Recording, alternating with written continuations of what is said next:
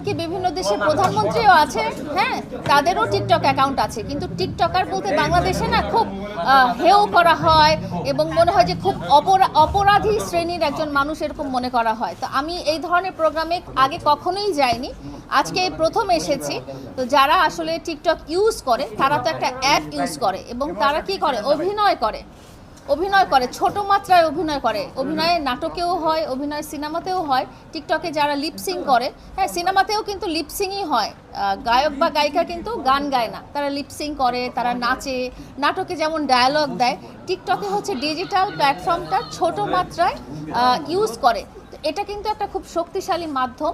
তো এটাকে যেহেতু কিছু অপব্যবহার করা হয়েছে এবং অপরাধমূলক কাজের জন্য বা অশালীনতার জন্য ব্যবহার করা হয়েছে, সেই জন্য আমরা টিকটক প্ল্যাটফর্মটাকে এত হেয় করে দেখি। তো আমি আসলে এই ধরনের প্রোগ্রামে কখনোই যাই না, বাট ব্ল্যাক ড্যান্সার গ্রুপের আজকের আয়োজনে আমি এসেছি এই জন্যই যে এখানে যারা টিকটক ইউজার আছেন তাদের কাছে আমি আমার বার্তা বলে দিব যে তাদের যেন এমন কোনো অ্যাক্টিভিটিস কখনো না হয় বা এমন কোনো অশালীন ভাবভঙ্গি বা এমন কোনো কিছু না হয় বা নেগেটিভিটি তারা যেন সমাজে না ছড়ায়। কারণ টিকটক অন্য অ্যাপসদের মতোই একটা বড় শক্তিশালী অ্যাপস কিন্তু, হ্যাঁ, আপনারা জানেন যে টিকটক কিন্তু মেটা নিয়ে নিয়েছে, ফেসবুক যেটা মেটা তারা নিয়ে নিয়েছে। কেন নিয়ে নিয়েছে? কারণ টিকটক একটা শক্তিশালী মাধ্যম। তো এই শক্তিশালী মাধ্যমকে আপনারা সামাজিক অ্যাওয়ারনেস ক্রিয়েট করতে পারেন, সামাজিক বার্তা দিতে পারেন, বিনোদন দিতে পারেন, নাচ গান লিপসিং যেটাই বলেন না কেন সব কিছুই করতে পারেন, হ্যাঁ, এবং আপনাদের প্রতিভাটা খুব সহজে বা ছোট আকারে তুলে ধরতে পারেন। তো এখন যেটা হলো যে টিকটক বলতে লোকজন যখন বলে টিকটকার তখন লোকজন কিন্তু খুব ছোট করে দেখে।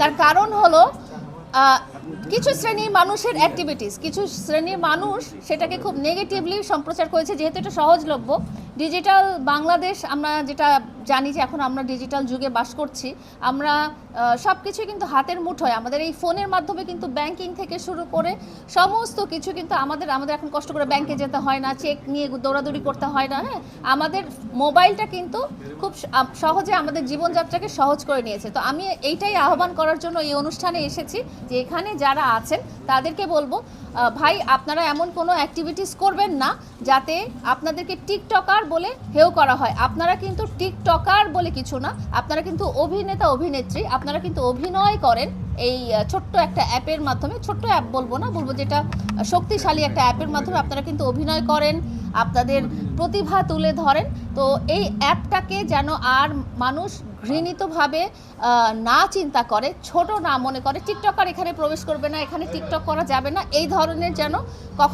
কোনো দিন আপনাদেরকে ফেস করতে না হয়। এই কারণে আমার আসলে এই অনুষ্ঠানতে আসা। আমি এর আগে কখনোই এই ধরনের অনুষ্ঠানে যাইনি, কিন্তু আমার মনে হয় যে ইচ্ছা করলেই কেউ সামাজিকভাবে এই রেভলিউশনটা আনতে পারে, যে এই একটা প্ল্যাটফর্ম এবং এখানকার যারা ইউজার আছেন তাদের অনেক প্রতিভা আছে।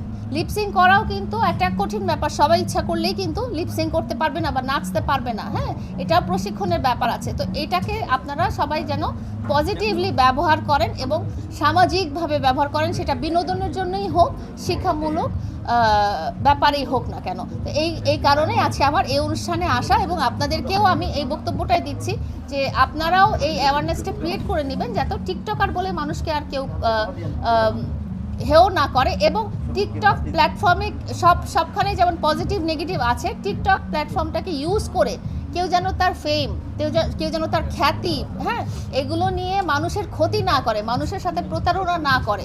হ্যাঁ, অনেক অনেক অনেক এরকম খবর পেয়েছি যে প্রবাসীর স্ত্রী ভেগে গেছে অমুক টিকটকার জন্য, বা এই ধরনের ঘটনা যেন এটা আপনারা যেন না করেন। হ্যাঁ, যেহেতু এটা একটা সহজলভ্য সামাজিক যোগাযোগ মাধ্যম, তো আপনারা এটা পজিটিভলি এবং সামাজিকভাবেই ব্যবহার করবেন।